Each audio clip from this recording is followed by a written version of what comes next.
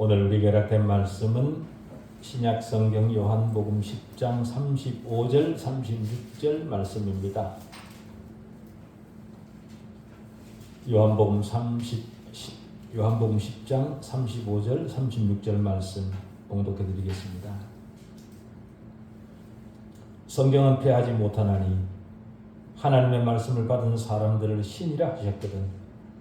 하물며 아버지께서 거룩하게 하사 세상에 보내신 자가 나는 하나님의 아들이라 하는 것으로 너희가 어찌 신성모독이라 하느냐. 아멘. 듣는 자로 다시 말씀 앞에 불러주신 하나님 아버지 은혜를 감사합니다.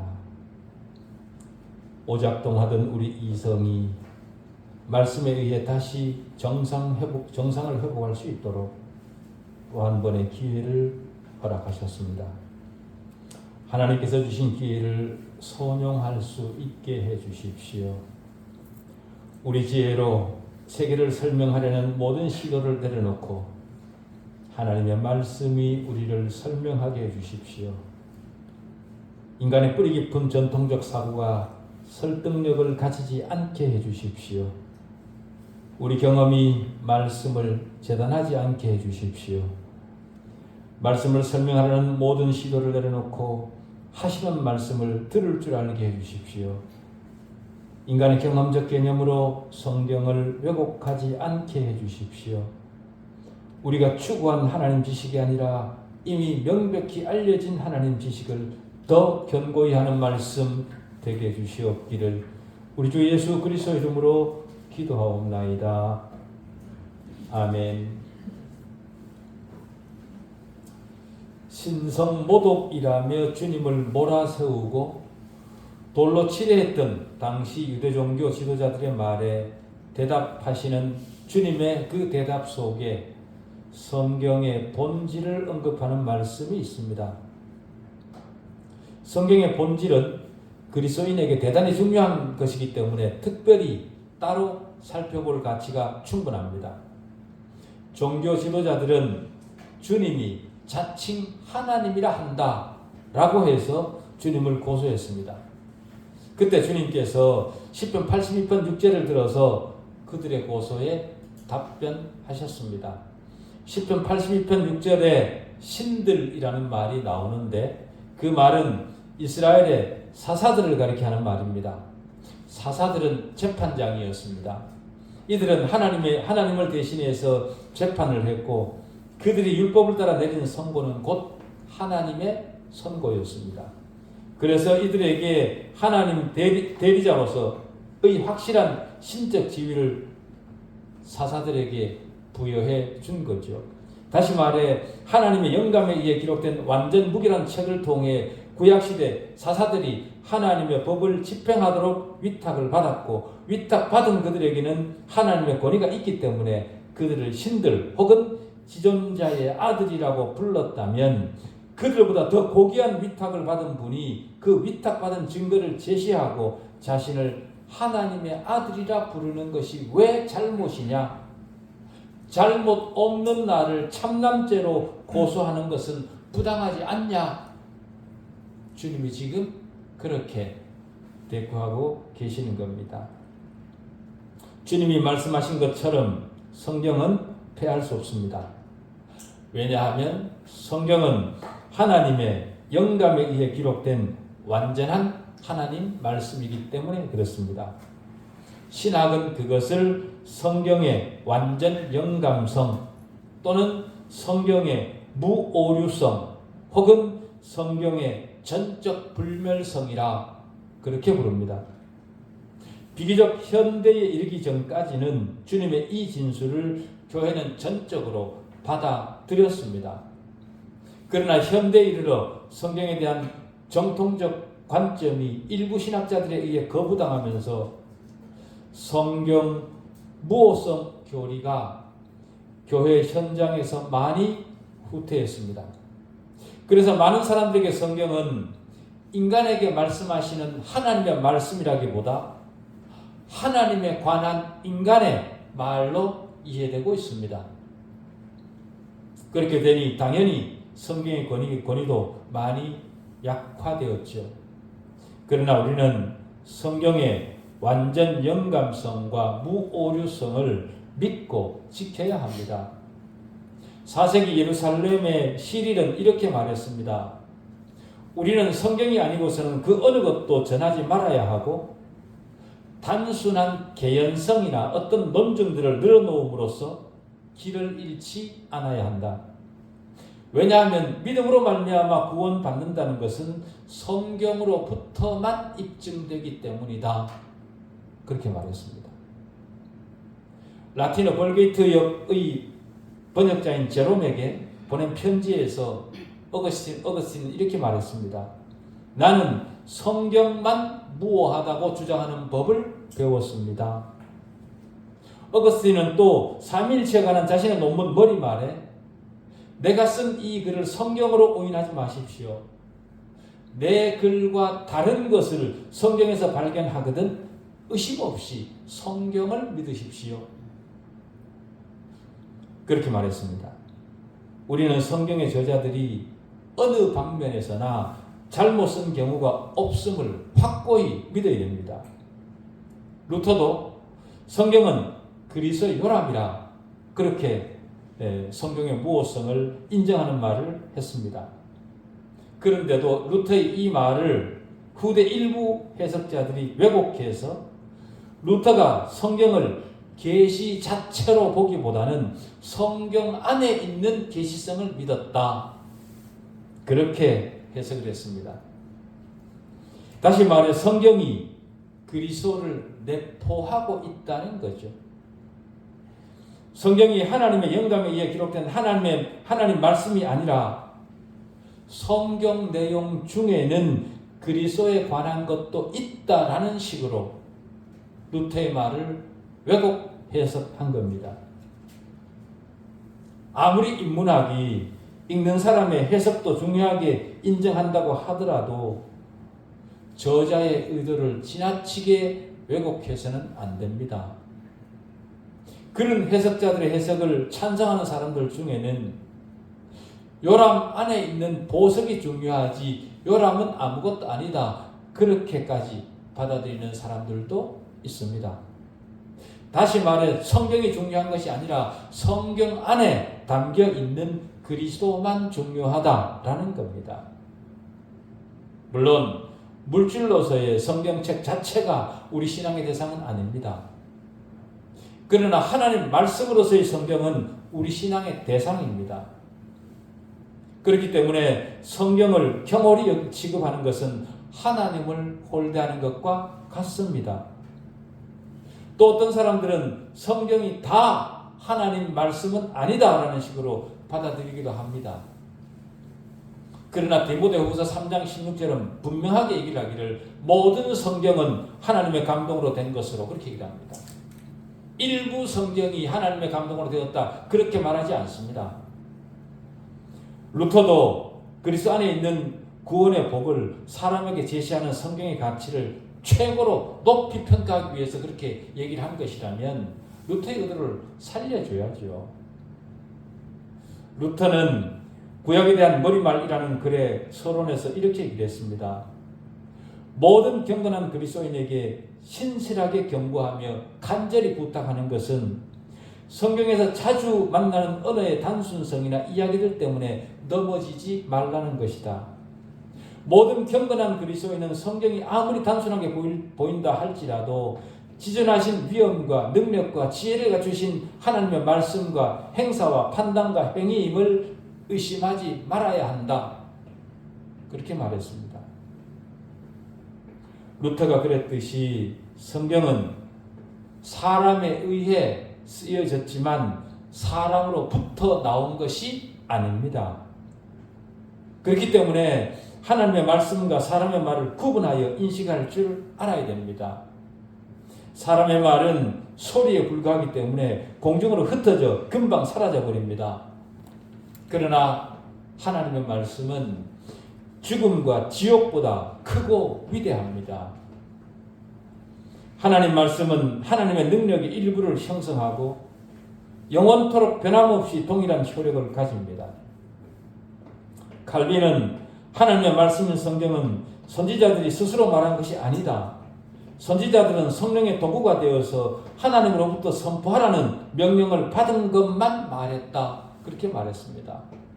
그러면서 덧붙이기를 율법과 선지자들은 사람들의 즐거움을 위해 가르치지 않았고 사람들의 마음에서 나온 것도 아니고 성령에 의해 지시를 받은 것이다 라고 했습니다.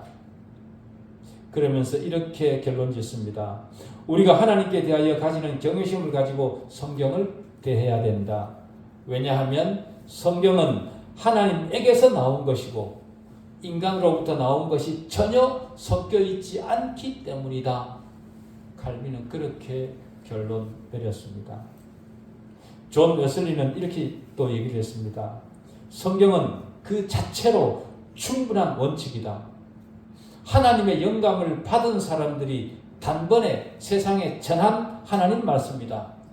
어떤 경우에도 교회는 성경에 의해 판단되어야지 교회가 성경을 판단해서는 안 된다. 그렇게 말했습니다. 17세기까지만 해도 모든 그리스도인들은 지역이나 신학적 견해나 교회 질서에 대한 관점의 차이에도 불구하고 성경이 모든 문제에 대한 그리스도인의 최고 권위라는 사실에 의견 일치를 보였다. 그렇게 말할 수 있습니다. 그것이 바로 교회의 영광이었습니다. 그러나 현대는 성경이 교회에서 무시당하고 있습니다. 거듭나지 못한 사람들에게는 성경이 모순되어 보일 수 있습니다. 성경에 대해 각자의 의견을 달리할 수 있습니다. 그러나 성경은 인간의 판단을 기다리지 않습니다. 왜냐하면 그 자체로 완전하신 하나님 말씀이기 때문에 그렇습니다. 성경은 그리스도 안에 있는 자들의 신앙과 행위에 정확하고도 틀림없는 오직 유일한 무상의 진리입니다. 주님은 말씀하십니다. 성경은 패하지 못하나니. 이 말씀은 성경이 깨지거나 틀려서 오류가 있을 수 없다는 말입니다. 다시 말해 성경이 그릇될 수 없다라는 겁니다. 성경에 오류가 발견되어 그 힘을 잃을 수 있는 일은 일어날 수 없다 그 말입니다. 인간의 한계가 성경을 따라가지 못하는 것이지 하나님 말씀에 모순이 있을 리가 없습니다. 성경에 대한 주님의 태도는 다른 곳에서도 확인이 됩니다. 그 한 예로 주님은 성경을 틀림없는 권위로 자주 호소하셨습니다. 광야에서 마귀에게 시험 받으실 때 주님은 3번이나 신명기 말씀을 인용하심으로 마귀를 대적하셨습니다. 주님께서 신명기 말씀을 왜 인용하셨겠습니까? 완전한 말씀이니까, 모순이 없으니까, 틀림이 없으니까, 오류가 없으니까 인용하신 거 아니겠습니까? 마태복음 5장 18절에는 천지가 없어지기 전에는 율법의 1.1획도 결코 없어지지 아니하고 다 이루리라 그렇게 말씀하십니다. 주님은 여러분에 걸쳐서 주님 행동의 신실성을 보증하기 위해 성경에 호소하셨습니다. 다시 말해 성경을 근거로 행동하시고 말씀하셨다 그 말이죠. 왜 그랬을까요? 성경은 완전하니까요. 마가복음 11장에 성전을 정하시는 모습이 있습니다. 거기에서 주님은 기록된 바 이렇게 얘기를 합니다. 기록된 바, 구약을 말하는 거 아닙니까? 구약이 완전하니까 주님께서 인용하신 거 아니겠습니까? 기록된 바, 내 집은 만민이 기도하는 집이라 칭함을 받으리라 하지 아니하였느냐? 그런데도 너희는 강도의 소굴로 만들었도다. 그렇게 말씀하십니다. 십자가를 지는 일에 있어서도 마태복음 26장 53절은 너는 내가 내 아버지께 구하여 지금 12군단 더 되는 천사를 보내시게 할 수 없는 줄 아느냐? 내가 만일 그렇게 하면 이런 일이 있으리라 한 성경이 어떻게 이루어지겠느냐? 성경은 완전한 것이기 때문에 반드시 이루어진다는 거죠. 또 주님은 자신의 삶을 성경의 성취로 보셨고 의도적으로 성경에 자신을 복종시키셨습니다. 공생애를 시작하시면서 이사야 61장 1, 2절을 인용하셨습니다. 주의 성령이 내게 임하셨으니 이는 가난한 자에게 복음을 전하게 하시려고 내게 기름을 부으시고 나를 보내사 포로된 자에게 자유를 눈먼 자에게 다시 보게 함을 전파하며 눌린 자를 자유롭게 하고 주의 은혜의 해를 전파하게 하려 하심이라. 구약 성경 말씀을 인용해서 주님께서 말씀하신 겁니다. 왜요? 성경은 완전하니까요.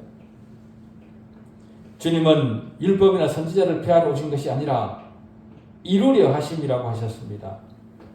주님은 유대인들에게 너희가 성경에서 영생을 얻는 줄 생각하고 성경을 연구하거니와 이 성경이 곧 내게 대하여 증언한 것이니라.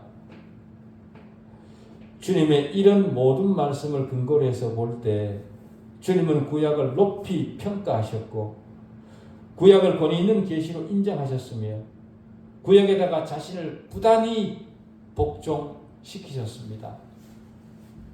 구약의 모든 내용들이 하나님의 말씀이기 때문에 주님은 문법의 가장 작은 부분에 대해서 마저 완벽한 완전성을 인정하셨습니다. 하나님이신 주님이 성경의 완전성을 인정했다면 우리 인간은 어찌 해야 되겠습니까? 그런데도 왜 인간은 하나님이신 주님이 인정하신 성경의 완전성을 왜 자꾸 난도질을 하고 성경에 오류가 있는 것처럼 그렇게 몰아갈까요? 불행하게도 우리 시대는 정확무오한 성경에 대한 관점이 널리 부정당하고 있습니다. 그들이 성경의 오류성을 거절하는 이유는요. 이 시대 현대교회가 성경의 무오성을 거절하는 이유는 성경이 죄나 오류를 기록하고 있기 때문에 오류가 있다. 그렇게 말하는 자들도 있습니다. 이런 사람들은요. 국어에 대한 이해도가 많이 낮은 것 같습니다. 성경에는 사람들의 죄악적 행동들을 기록하고 있습니다. 그러나 성경은 사람들의 죄악적 행동을 용인하지 않습니다. 그것을 기록했다고 해서 성경이 그걸 인정하는 것 아니지 않습니까? 심지어 성경은 마귀가 한 말도 인용하고 있습니다만은 성경이 마귀의 말을 인용하고 있다고 해서 성경이 마귀의 말을 인용하는 겁니까? 그렇다고 우리가 그 마귀의 말을 믿는 겁니까? 그렇지 않습니다. 또 어떤 경우에는 성경 기자들이 사건을 철저하게 다 소개한 것은 아니기 때문에 오류가 있을 수 있다, 빠진 것이 있을 수 있다, 그렇게 주장하기도 합니다. 그러나 요한복음 20장 30절은요. 주님이 제자들 앞에서 행한 다른 표적들이 많이 있지만 다 기록하지 않았다. 그렇게 성경 자체가 노골적으로 말씀하고 있습니다. 주님의 표적을 다 기록하지 않았다고 오류가 있는 것은 아니라 그것을 주님 자신이 승인하시는 겁니다. 또 성경의 무오교리는 존재하는 모든 사본에도 전혀 오류가 없다라는 말은 아닙니다. 사본에는 분명 오류가 있을 수 있습니다. 성경의 완전한 영감 교리는 성령께서 성경의 기자들을 영감했다는 것이지 그 성경을 복사한 서기관을 영감했다는 말이 아닙니다. 그렇기 때문에 사람의 손으로 필사한 번역본에는 분명 오류가 있을 수 있습니다. 또 성경 무오성 교리는 성경 해석의 무오성을 함축하지도 않습니다. 성경을 해석하는 그 해석자들에게는 분명 오류가 있을 수 있다는 거죠.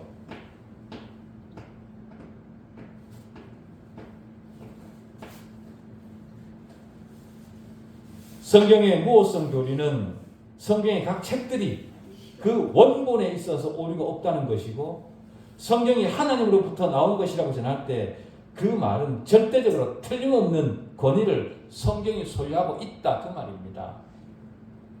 성경의 원본에 오류가 없다는 것이지 번역본에 오류가 없다는 말은 아닙니다.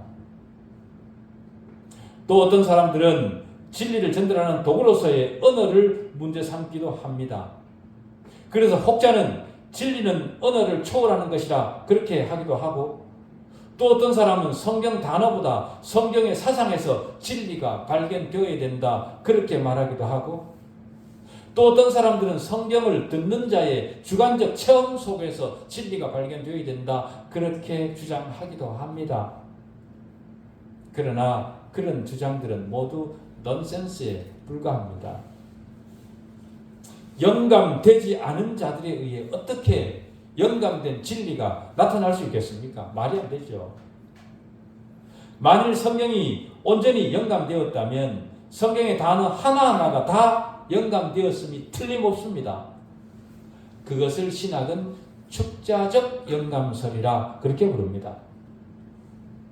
하나님은 성경 기자의 언어를 고려하셔서 영감하셨습니다. 어떤 단어를 선택하느냐에 따라 그 의미가 완전히 달라질 수도 있습니다. 성경도 마찬가지입니다. 가장 정확한 교리를 전달하기 위해서는 하나님께서 영감하신 바로 그 의미를 선택해야 합니다. 권위 있는 성경을 가지려면 축자적으로 글자 한자 한자에까지 영감되어 하나도 오류가 없는 성경을 가질 때 우리는 거기에서 권위를 가질 수 있는 건 아니겠습니까?